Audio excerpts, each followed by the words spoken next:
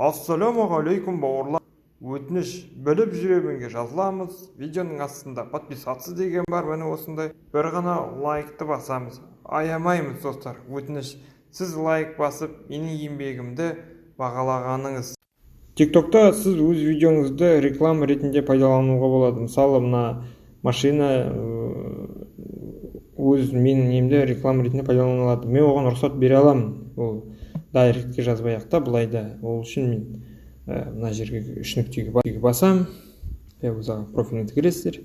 Одан конфиденциальность дегенге кіресіз, екінші көріп отырсыздар. Конфиденциальностьқа кіргеннен кейін разрешить на рекламу деймін.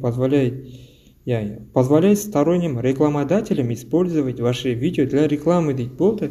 Енді менің кез келген видеомды компаниялар алып өз рекламасына пайдаланады.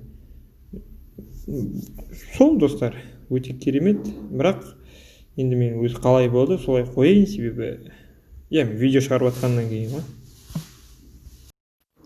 Құрметті достар, осы видеоның астында TikTok туралы видеолар бар. Яғни қалай, қайда деген сияқты. TikTokта қалай танымал болады, қалай рекке шығады деген сияқты сұрақтарға жауап таба аласыздар.